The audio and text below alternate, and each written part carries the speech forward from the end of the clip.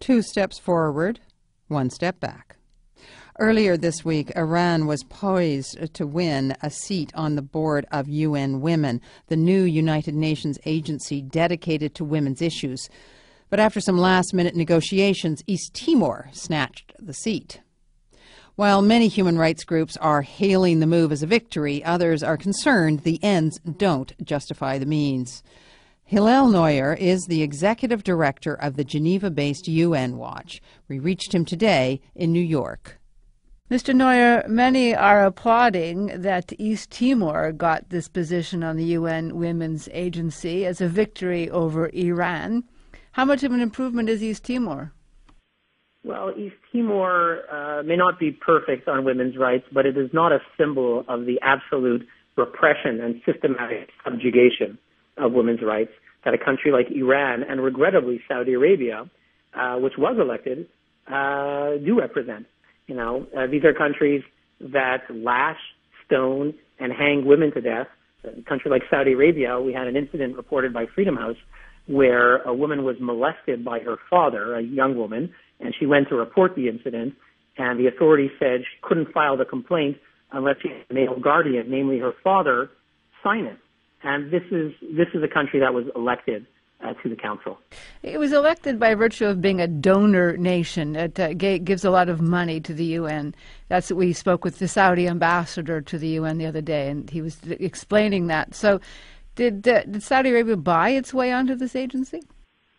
I think certainly it's oil that is choking the voice of equality for women's rights in Saudi Arabia and also for human rights. I mean, Saudi Arabia was also elected to the Human Rights Council, and countries such as the United States, which were vocal in Iran, and I salute them for the work that they did in ensuring that Iran would not be elected.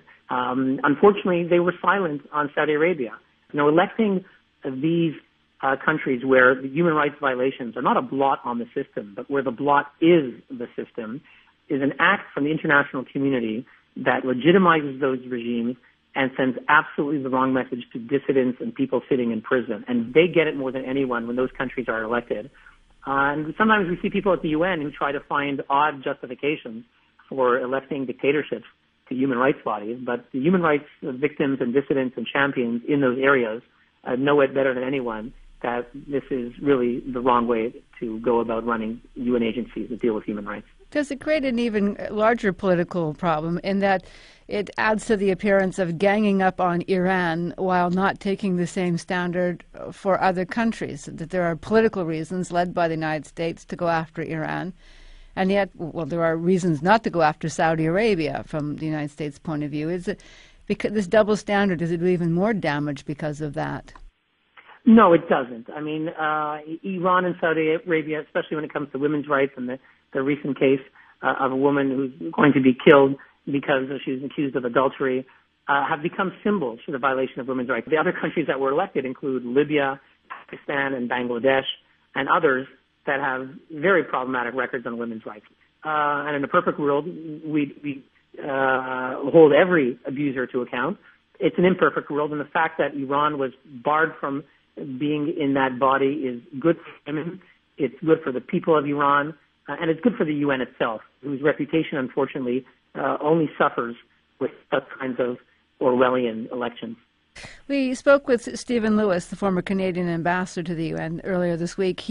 His understanding from what he's heard in the back rooms is that Iran had agreed to back down from its bid to be on the UN's Human Rights Council in exchange for getting a role on a, quote, a major women's initiative. He had heard that sometime earlier. What are the backroom dealings that go on for this? And it was East Timor one of those backroom dealings? I don't think so. The deal that you referred to happened in May, and Iran was pressured, namely because it realized it would be defeated, in trying from a candidacy for the Human Rights Council. And in exchange, Iran did get elected, unfortunately, to a separate commission dealing with women's rights.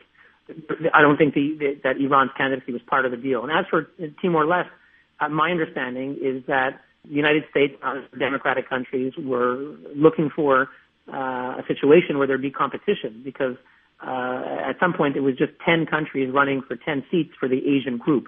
And so the challenge was to find another Asian country that would throw their name in the ring and create competition, and thereby allowing Iran to be defeated. So I don't think it was that sophisticated a deal in this case. I think they went around looking for a country that human rights activists could reach out to and encourage to get involved in this issue. Other countries are afraid. They don't want to be seen as having messed with Iran. But just to go back to the backroom dealings, how different is it that it's a bit of arm wrestling, a bit of negotiating to get East Timor to stand as one of those members? It wasn't for months earlier. How different is that from the dealings of the Iran negotiating that if it doesn't get on the council, it's going to get on something else? What's the difference? Well, the UN is all about vote trading, and of course we wish that it would be otherwise. But the election of a country that systematically violates women's rights is a terrible thing for mankind. And that's the main difference here. We don't like any kind of horse trading to happen at international institutions, but it does happen. And if it's going to happen, we want a result that ultimately will encourage human rights, especially in the Middle East where it needs help, and not promote systematic abuse. So vote trading can happen every which way, and if we're going to have vote trading, let's have the good guys wind up the winners, and not the rogue regimes. Mr. Neuer, thank you for your time. My pleasure. Hillel Neuer is the executive director of UN Watch. He was in New York.